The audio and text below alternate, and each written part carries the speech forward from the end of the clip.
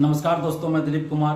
दोस्तों, BSSC CGL 3 PT परीक्षा कब होगी या नहीं होगी, इस बारे में अभी तक बीएसएससी द्वारा कोई सूचना नहीं दी जा रही है और बीएसएससी के द्वारा अभी तक ये नहीं बताया जा रहा कि एग्जाम होगा या नहीं होगा, और अगर एग्जाम होगा तो एडमिट कार्ड कब जारी होगा।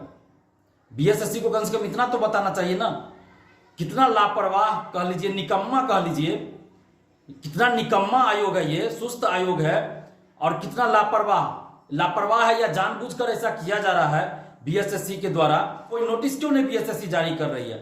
हम लोग जब धरना प्रदर्शन या आंदोलन करते हैं तो नोटिस जारी करने के लिए उनके पास समय मिल जाता है, तुरंत नोटिस जारी कर दिया जाता है कि बीएसएससी गेट पे धरना प्रदर्शन करना गैर कानूनी है, ये है वो है, और हम कानूनी कार्रवाई करेंगे। इसके लिए उनके पास तुरंत समय हो जाता है, तुरंत नोटिस जारी कर दिया जाता है।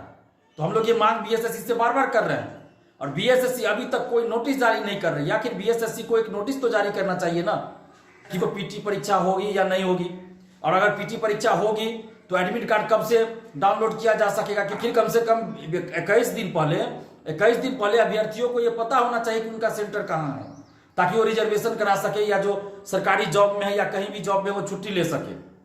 लेकिन बीएसएससी इतना मनमौजी है, इतना लापरवाह है, इतना तानाशाह कह लीजिए, इतना तानाशाह है बीएसएससी। और इसके सचिव और अध्यक्ष तो किसी से मिलते ही नहीं है। सिर्फ एक बार 17 जनवरी 2020 को वो हमसे मिले थे, जब प्रथम इंटर स्तरीय बहाली का पीटी रिजल्ट के लिए आंदोलन कर रहे थे। वो भी इसलिए मिले क्योंकि हम लोगों ने ऑफिस के अंदर धरना दिया था।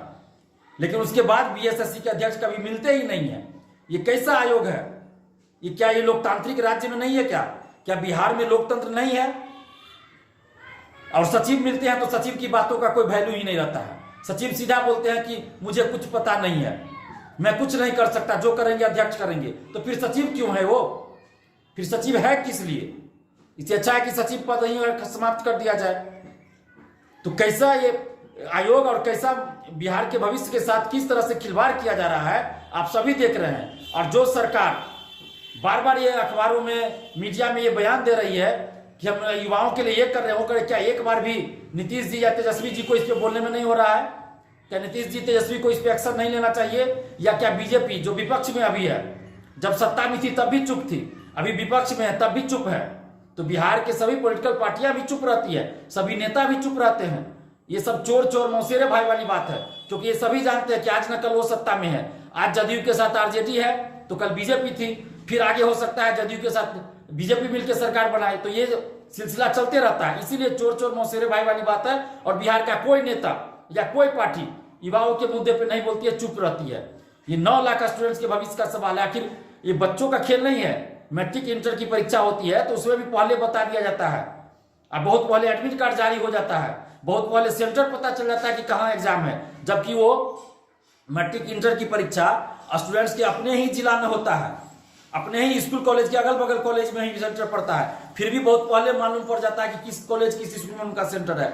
लेकिन ये सचिवालय सहायक, जिसे मिनी आईएएस कहा जाता है, बीएसएससी द्वारा कोई नोटिस जारी नहीं किया जा रहा है। तो ये तानाशाही रवैया नहीं चलेगा। बीएसएससी के अध्यक्ष महोदय, कान खोलकर सुन लीजिए, ये बार बार जो आप छात्रों के साथ अन्याय कर रहे हैं अब नहीं चलेगा। हमें आंदोलन करने पर मजबूर मत कीजिए, जल्द से जल्द कोई ना कोई नोटिस जारी कीजिए, नहीं तो फिर हम लोग आंदोलन करने के लिए मजबूर हो जाएंगे। और अगर आंदोलन करेंगे तो इसके लिए सिर्फ और सिर्फ बीएसएससी के अध्यक्ष महोदय आप जिम्मेवार होइएगा, स्टूडेंट्स जिम्मेवार नहीं होंगे। तो हमें आंदोलन करने पे मजबूर ना करें। आप जल्द से जल्द कोई नोटिस जारी कीजिए, अन्यथा हम लोग फिर आंदोलन करने पे विचार करेंगे।